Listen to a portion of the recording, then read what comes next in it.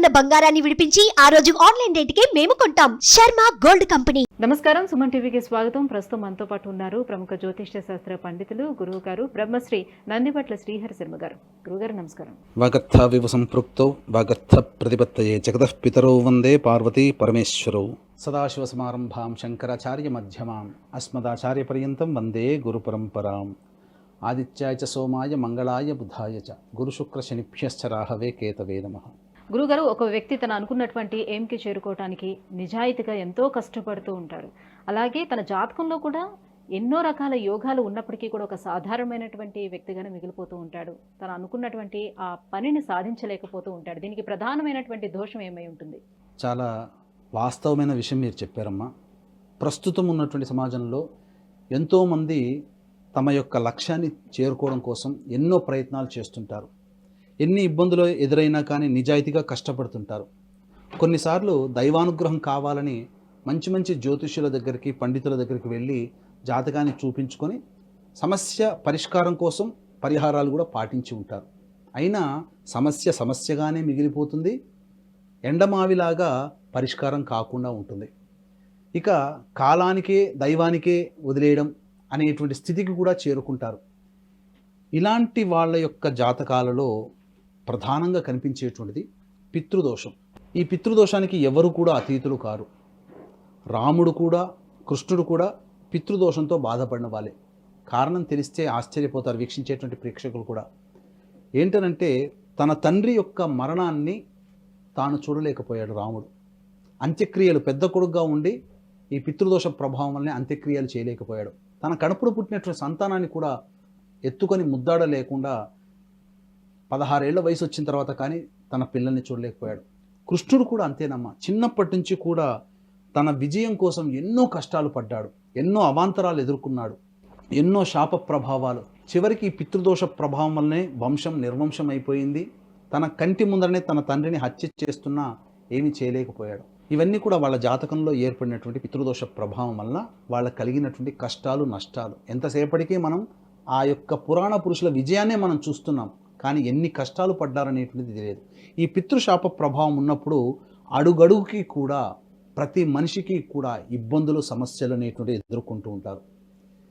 ఈ పితృదోషం ఎలా ఏర్పడుతుందండి అని కూడా అడగొచ్చు. అంటే తండ్రి వైపు 7 తరాలు, తల్లి వైపు 4 తరాల్లో ఏవైనా కుటుంబంలో దుర్మరణాలు, అంటే road accident, fire accident, suicide attempt, నదిలో బావిలో పడి చనిపోవడం, ఇంట్లోంచి వెళ్ళిపోవడం, లివర్ ఫెయిల్ అయ్యి, కిడ్నీ ఫెయిల్ అయ్యి క్యాన్సర్తో చనిపోవడం, తాతగారు లేదా నాన్నగారు 30 ఏళ్ల వయసులో వెళ్ళిపోయారండి, ఇప్పటికీ 80-90 ఏళ్ళు ఉంటే బతికుండారో లేదో తెలియదు. అటువంటి కుటుంబాల్లో ఈ పితృదోషం ఉంటుంది. కొన్ని కుటుంబాలలో చనిపోయిన దారభ్యత సంవత్సరం వరకు చక్కగా చేస్తారు, సంవత్సరం తర్వాత మాకు ఇంట్లో ఆచారం లేదండి అని చెప్పి ఇక తద్దినాలని కానీ లేదా పిండ ప్రదానాలు కానీ కనీసం తర్పణాలు కూడా చేయలేకుండా ఉంటుంటారు. అటువంటి కుటుంబాలలో పితృదోషం ఉంటుంది. ఏ కుటుంబంలోనైతే స్త్రీ హత్య, గోహత్య, బ్రాహ్మణ హత్య, పిల్లిని చంపిన ఇది పితృదోషం కిందికే వస్తుంది. ఏ కుటుంబంలోని వ్యక్తులైతే కాలసర్ప దోషంలో జన్మిస్తారో ఆ కాలసర్ప దోషంలో జన్మించినటువంటి వ్యక్తులకి పితృశాపము ఖచ్చితంగా ఉంటేనే ఆ విధంగా జన్మిస్తారు.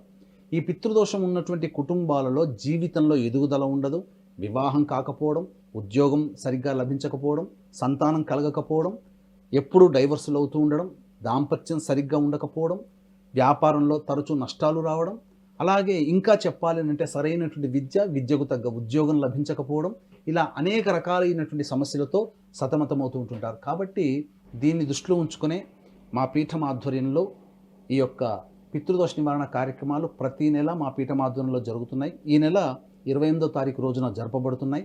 అవకాశం ఉన్న వాళ్ళు కార్యక్రమ తదనంతరం కాంటాక్ట్ చేసి పూర్తి వివరాలు తెలుసుకోవచ్చు. ఒకప్పుడు పితృదోషం నివారణ పూజలు చేయించేటువంటి బ్రాహ్మణులు ఎక్కువగా ఉన్నారు, చేయించుకునే వ్యక్తులు తక్కువగా ఉన్నారు. కాబట్టి చాలా శ్రద్ధగా చక్కగా నియమం ప్రకారం జరిపించారమ్మా. ఈనాటి కాలంలో చేయించుకునే వాళ్ళు ఎక్కువయ్యారు, చేయించే బ్రాహ్మణులు తక్కువడం వల్ల సశాస్త్రీయంగా జరిపించట్లేదు. చాలామంది శ్రీరంగపట్నంలో చేస్తారు, నాసిక్లో చేస్తారు, గోకర్ణంలో చేస్తారు, ఇంకా చెప్పాలి అంటే రామేశ్వరంలో చేసేవాళ్ళు ఉన్నారు, నదీ తీరంలో చేసేవాళ్ళు ఉన్నారు. అయితే ఇవన్నీ కూడా ముక్కు మొహం తెలియని వ్యక్తులని మనం నమ్మి, గూగుల్ ద్వారా నమ్మి వెళ్ళిపోతున్నారు.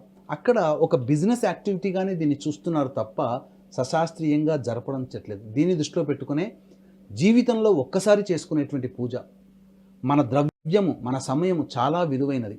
కాబట్టి అందరికీ సశాస్త్రీయంగా చేయించాలనే ఉద్దేశంతో గత 15 సంవత్సరాలుగా ఈ యొక్క పితృదోష నివారణ కార్యక్రమాలు మన పీఠం ఆధ్వర్యంలో జరపబడుతున్నాయి. చక్కగా సశాస్త్రీయంగా జరపబడుతున్నాయి. కాబట్టి అవకాశం ఉన్న వాళ్ళు కార్యక్రమం తనంతో కాంటాక్ట్ చేసి పూర్తి వివరాలు తెలుసుకోండి. గురుగారు, జాతకంతో సంబంధం లేకుండా కుటుంబంలో ఎటువంటి లక్షణాలు, ఎటువంటి సమస్యలు ఉంటే పితృదోషం ఉన్నట్లు గుర్తించవచ్చు? వీక్షించేటువంటి ప్రేక్షకులు కూడా జాతకంలో పితృదోషం ఉంది అని తెలుసుకున్న తర్వాత నివారణ కార్యక్రమాలు చేసుకుంటారమ్మా. కానీ కొంతమందికి జాతకాలు ఉండవు, డేట్ ఆఫ్ బర్త్లు ఉండవు. మరి అటువంటి వాళ్ళు ఎలా పితృదోషం ఉందో లేదో తెలుసుకోవాలి అని చాలామంది క్వశ్చన్ వేసేవాళ్ళు కూడా ఉన్నారు. ఇంకా చెప్పాలంటే కుటుంబంలో అనుకుంటారు కుటుంబ పెద్ద జాతకంలో ఉంటే అందరికీ వర్తిస్తుందేమంటారు. కానీ ఒక కుటుంబంలో 5 ఉన్నటువంటి సందర్భంలో చిన్న కొడుక్కో చిన్నమ్మాయికి జాతకంలో ఉంటే అది ఎందుకంటే ఇది వ్యక్తి జాతకానికి సంబంధించిన దోషం కాదు, ఇది కుటుంబానికి సంబంధించిన దోషం. కాబట్టి కుటుంబంలో ఎవరో ఒకరి జాతకంలో అది కనబడుతుంది, అందరి జాతకాల్లో ఇది కనబడదు.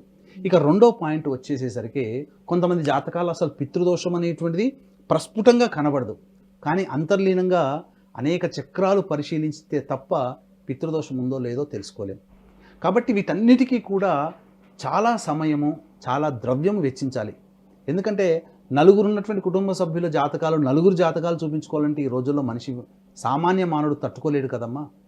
అందుకని వీక్షించేటువంటి ప్రేక్షకులు కూడా ఈ యొక్క కార్యక్రమాన్ని ఎక్కడ స్కిప్ కాకుండా ఇప్పుడు నేను చెప్పబోయేది పూర్తిగా వినండి. ఎందుకనంటే ఏ లక్షణాలు ఉంటే, ఏ సమస్యలతో బాధపడుతుంటే అది పితృదోషం కిందికి వస్తుందో మీకు తెలియజేస్తాను. ఇంతకుముందు చెప్పుకున్నట్టుగా తండ్రి వైపు 7 తరాలు, తల్లి వైపు 4 తరాల్లో దుర్మరణాలు అంటే road accident, fire accident, suicide attempt, నదిలో బావిలో పడి చనిపోవడం, ఇంట్లోంచి వెళ్ళిపోవడం, లివర్ ఫెయిల్ అయ్యి, కిడ్నీ ఫెయిల్ అయ్యి, క్యాన్సర్తో చనిపోవడం, లేదా లివర్ ప్రాబ్లం, కిడ్నీ ప్రాబ్లం, క్యాన్సర్తో బాధపడుతున్నా, 60 సంవత్సరాల లోపల ఏ విధంగా చనిపోయినా, లేదా కుటుంబంలోని వ్యక్తులు ఇంట్లోంచి ఎక్కడికైనా వెళ్ళిపోయి తిరిగి రాకుండా ఉన్నా, లేదా పిండ ప్రదానాలు చేయలేకపోయినా, కాలసర్పదోషంలో జన్మించిన, స్త్రీ హత్య, గోహత్య, బ్రాహ్మణ హత్య, పిల్లిని చంపిన, మార్జాల హత్య, ఇవన్నీ కూడా పితృశాపం కిందికే వస్తాయి. కుటుంబంలోని వ్యక్తులు ఇలా మీకు జరిగితే, మీ యొక్క తండ్రి వైపు 7 తరాలు, తల్లి వైపు 4 తరాల్లో ఇలా జరిగితే పితృశాపం కిందికి వస్తాయి.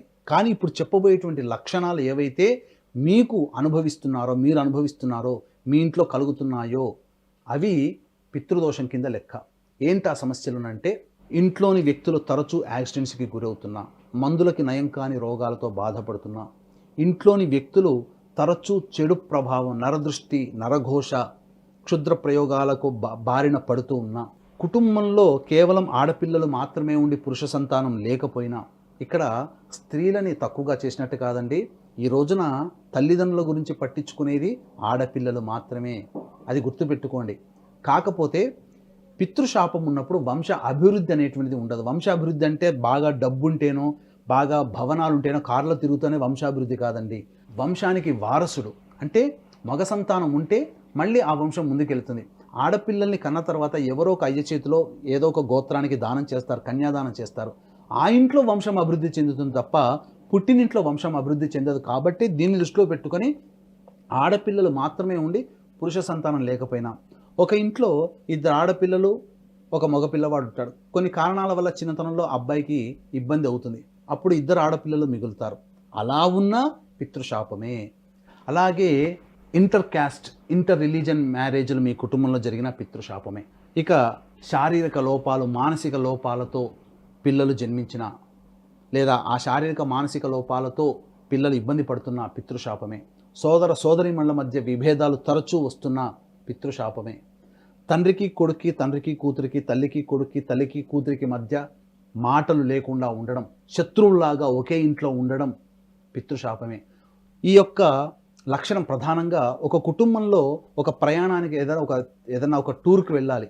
తండ్రి ఏమో ఫ్లైట్లో పోదామని, కొడుకేమో కారులో పోదామని, భార్య ఏమో బస్సులో పోదామని, ఇతరత్ర మార్గాల్లో వెళ్దామని కూతురు. ఇలా నలుగురు 4 రకాల దారులు చెప్పి బాగా తర్జన భర్జనలు జరిగి ఒక వాదనకు, ఒక దానికి అంగీకరిస్తారు.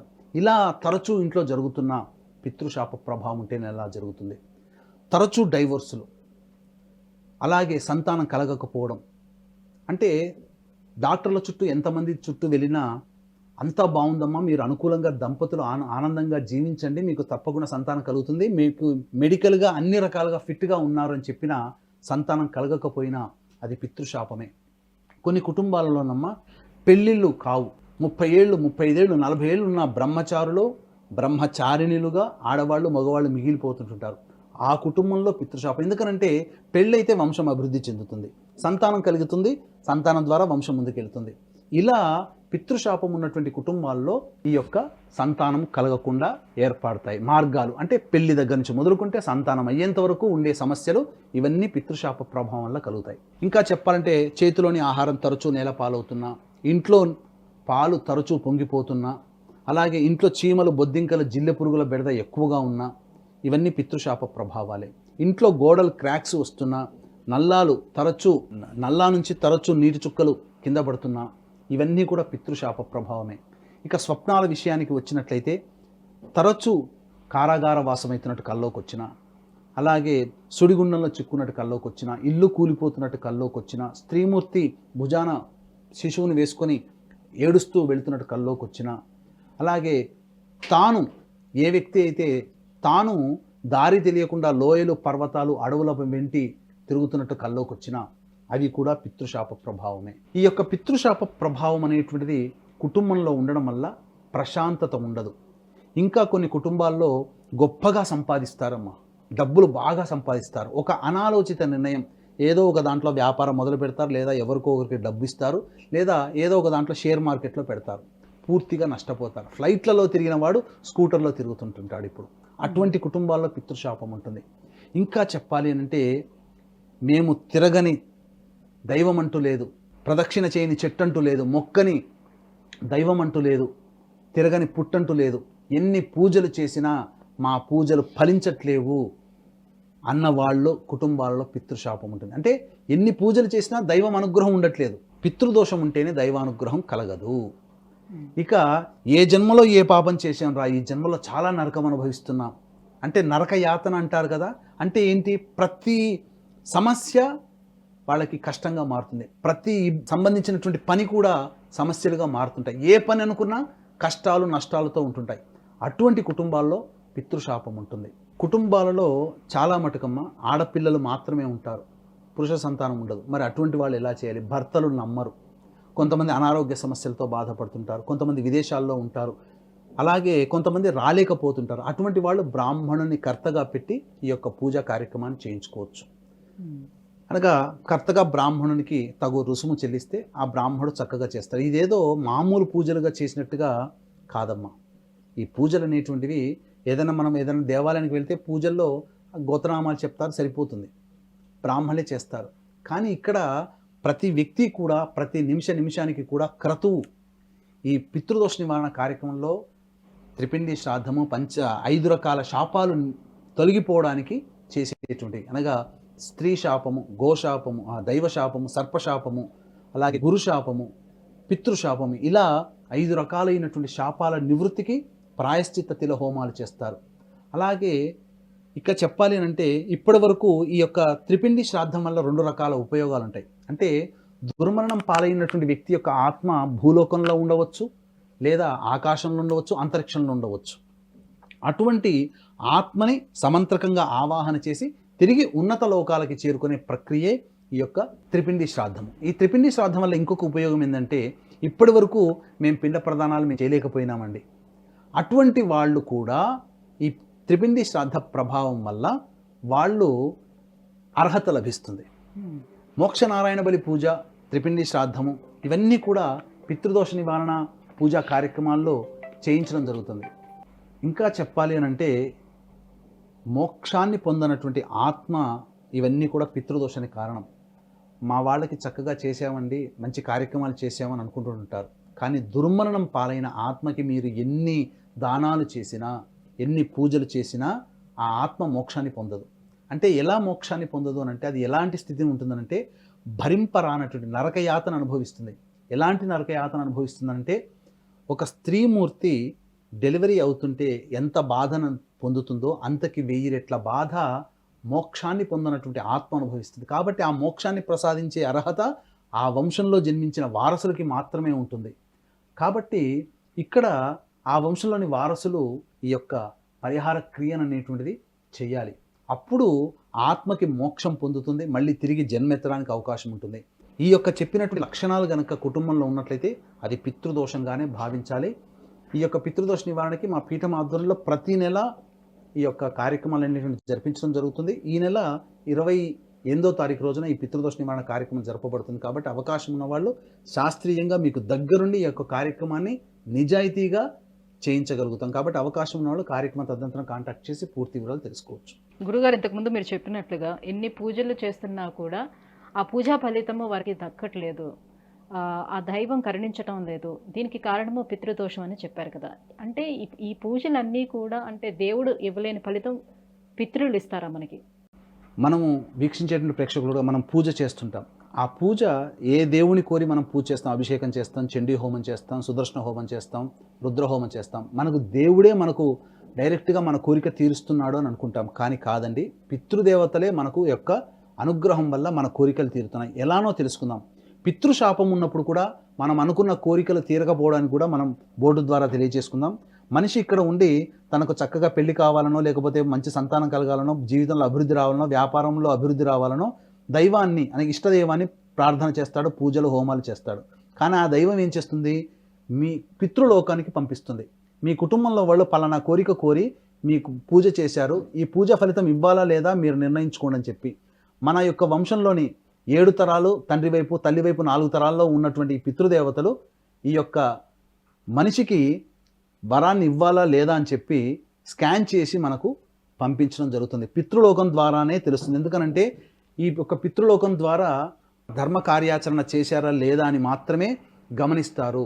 ఉదాహరణకి అమెరికాలో చదువుకోవడానికి స్టూడెంట్స్ వెళ్తారమ్మా. కానీ అక్కడ చదువుకోవడానికి వెళ్ళిన కొన్ని కారణాల వల్ల మొన్న 100-200 మంది దాకా ఎంబసీ వాళ్ళు ఆపారు. అంటే అమెరికా అధ్యక్షుడు చెప్పినా కానీ అమెరికా ఎంబసీ వాళ్ళు యాక్సెప్ట్ చేయకుండా ఎలా అయితే తిరిగి పంపించారో యూనివర్సిటీ ఇచ్చేసేసింది, దేవుడు అనుగ్రహించినట్టే. కానీ ఎంబసీ వాళ్ళు ఒప్పుకోలేదు.